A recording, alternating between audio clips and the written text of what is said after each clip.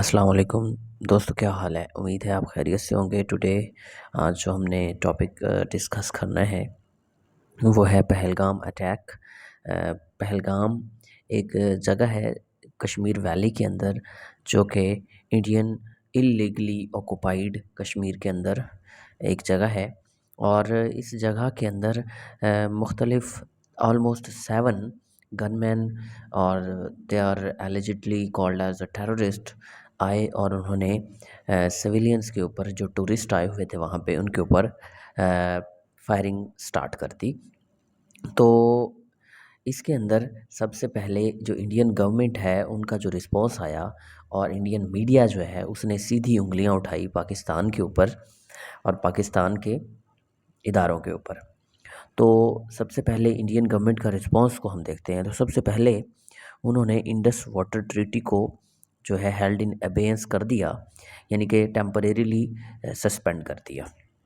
ठीक है, ये इंडस वाटर ट्रीटी एक्चुअल में क्या थी, इसको हम सिंतास मुआदा भी कहते हैं, और ये 1960 में हुई थी। और इसके तहत जो ईस्टर्न रिवर्स थे वो 3 थे, रावी, सतलुज, ब्यास। इन्होंने इंडिया को वाटर सप्लाई करना था, ये इंडिया ने इस्तेमाल करना था इनका पानी। और वेस्टर्न रिवर, जिनमें इंडस, झेलम और चनाब थे, इन्होंने पाकिस्तान को सप्लाई करना था पानी। अब उसको हेल्ड करने का मतलब है कि पाकिस्तान को पानी ना देना। तो उसके बाद सेकंड रिस्पांस क्या है, उसका डॉक्यूमेंट भी हम देखते हैं कि इंडस वाटर ट्रीटी को हेल्ड इन अबे करने वाला डॉक्यूमेंट जो इंडियन मिनिस्ट्री ने पब्लिश किया है वो कौन सा है। शटिंग ऑफ की border crossing with Pakistan that allowed for movement of people. इसमें 2 बॉर्डर्स हैं, अटारी बॉर्डर और वाहगा बॉर्डर, ये दोनों उन्होंने बंद कर दिए। इस तरह से सस्पेंड कर दिए all visa services for Pakistani nationals. और इवन के पाकिस्तान के कुछ लोग जो वहाँ पे रहते हैं उनको भी कह दिया, उनको भी 1 वीक का टाइम दे दिया कि आप इंडिया को छोड़ दें। Declaring military advisers in Pakistani high commission in Delhi not grata persona not non grata, उसको दे दिया। Ordering them to leave within a week, यानी कि जो वहाँ पे मिलिट्री एडवाइज़र थे, जो पाकिस्तान के हाई कमीशन के अंदर इन दिल्ली, तो उसको भी उन्होंने परसोना नॉन ग्रेटा कह दिया, यानी कि 1 वीक का अल्टीमेटम दे दिया। Reducing the number of Pakistani diplomat to India 30 from 55 from 1 मई, यानी कि 1 मई के बाद अब जो वहाँ पे पाकिस्तानी डिप्लोमेट्स हैं 55, उनमें से 30 यानी कि उनके 20 से 25 नंबर निकाल दिए और उनकी तादाद कम कर दी गई। फिर पाकिस्तान का रिस्पांस क्या आया। पाकिस्तान का रिस्पांस आया, इंडिया की जो रिजेक्शन है इंडस वाटर ट्रीटी को, उन्होंने को कहते हुए उन्होंने कहा कि ये क्या है, एक्ट ऑफ वॉर है। दूसरा, suspension of all visas issued to Indian nationals under exemption scheme with immediate effect. तो सेम जो उन्होंने किया, इन्होंने भी वैसे ही कर दिया। Suspension of all bilateral agreements with India, सारे जो एग्रीमेंट्स हुए हैं वो को बहुत ज़्यादा नहीं है, लाइक ट्रेड पहले ही ज़ीरो है आफ्टर 2019। तो reduction in the number of diplomats in Indian high commission इन इस्लामाबाद, उन्होंने भी कम कर दिए। जैसे कि नंबर ऑफ डिप्लोमेट्स इंडिया ने कम कर दिए, ऐसे ही पाकिस्तान ने भी कम कर दिए। Closure of Wagah border with immediate effect, तो अब क्या किया इन्होंने, वाघा बॉर्डर को क्लोज़ कर दिया। उन्होंने अटारी बॉर्डर को मेजरली किया था। Closure of Pakistani air space to all Indian owned और इंडियन ऑपरेटेड एयरलाइंस। सो ये वो चीज़ है जिसका सबसे ज़्यादा नुकसान हो रहा है इंडिया को, क्योंकि कोई भी फ़्लाइट्स आती हैं वाया यूएई, वाया दुबई, किसी भी तरह से आती हैं, तो वो हमारे यहाँ पे पहले आती हैं और बाद में न्यू दिल्ली में जाती हैं। Suspension of all trade with India, this was already done in 2019 after the abrogation of article 370 in which the special status of Kashmir was removed. So उसके बाद कश्मीर अपडेट क्या है कि Pakistan claims Pahalgam attack false flag operation है, जिसको Indian media ने पाकिस्तान के ऊपर थोप दिया है। पाकिस्तानी डिफेंस मिनिस्टर ख्वाजा आसिफ ने भी कुछ रिस्पॉन्स किया है, और उन्होंने कहा है कि जो ये in an interview with Al Jazeera, Pakistani defence minister Khawaja Asif claim क्या क्लेम करते हैं, without providing any evidence that the attack was orchestrated and rejected India's claim that Pakistan was involved.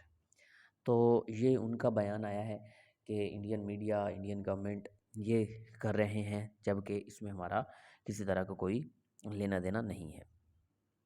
ये वो डॉक्यूमेंट है जो इंडिया ने इंडिया की मिनिस्ट्री ने, मिनिस्ट्री ऑफ वाटर कंट्रोल, तो उसने ये दिया है और इसमें यही बात की है कि हमने इसको हेल्ड इन अबे कर दिया है। हालांकि ये एक इंटरनेशनल ट्रीटी है और with the mediation of world bank ये हुई थी, तो ये इस तरह से पार्टनर्स जो होते हैं वो इसको छोड़ नहीं सकते, उसके जो की स्टेक होल्डर्स होते हैं वो उसको छोड़ नहीं सकते या हेल्ड इन अबे नहीं कर सकते ऑन देयर ओन बेसिस या ऑन यूनिलैटरल बेसिस। ये सारी बातें हो गई हैं। उसके बाद अब यहाँ पे इम्पैक्ट्स क्या हो सकते हैं, एक तो डिप्लोमेटिक इम्पैक्ट्स क्या हैं कि डिप्लोमेटिक कट ऑफ हो गए हम, और उसके बाद ये है कि हाँ, हमारे हाई कमीशन में जो डिप्लोमेट्स उनके थे हमारे थे, हमने उनको 55 से 30 कर दिया है। तो पॉलिटिकल मिलिट्री एस्केलेशन क्या हो सकती है, जो कि हम मोस्ट एक्सपेक्टेशन कर देते हैं, लाइक बॉर्डर्स के ऊपर स्कर्मिशेस होंगी, हो सकता है कि जिस तरह से पहले हो चुका है सर्जिकल स्ट्राइक हो सकते हैं। इसी तरह से इसके पॉलिटिकल जो इम्पैक्ट हैं, देखिए इस टाइम पे as the government of Modi is very nationalistic, so they are promoting the Hindutva ideology actually, so you can say ये जो इस चीज़ का फ़ायदा उनको होना ही होना है, लाइक वो पॉलिटिकल गेन उनकी पहले से बढ़ जाएगी क्योंकि उनकी पहले ही 2/3 मेजोरिटी नहीं है उनकी राज्यसभा में। तो वो इस बात का इम्पैक्ट भी होगा क्योंकि आम लोग तो ये बात, इस तरह की कोई भी बात है तो उस पर सपोर्ट साथ कर रहे होते हैं। और दूसरी बात ये है कि ये पाकिस्तान की पॉलिटिकल एलीट्स जो हैं उनके लिए भी ये बेनिफिट है क्योंकि पाकिस्तान की इकॉनमी ऑलरेडी फॉल्टरिंग है, और उनके लिए चूँकि ये एक कॉन्फ्लिक्ट आ गया है, सिक्योरिटी इशू आ गया है, तो इसको सोचते हुए लोग कहीं ना कहीं एक सॉफ्ट कॉर्नर रखेंगे about the government. So this is like a double edged sword for Pakistani and Indian government.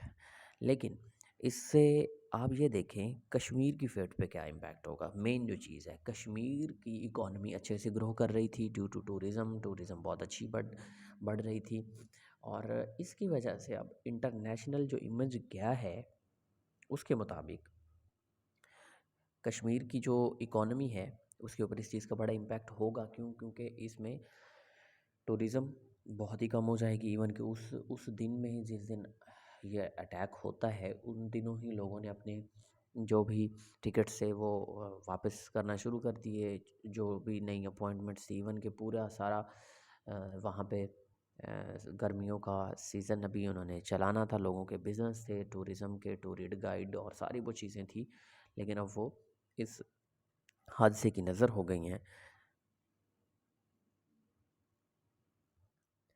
तो ये कश्मीर के ऊपर इस चीज़ का बड़ा नेगेटिव इम्पैक्ट पड़ेगा।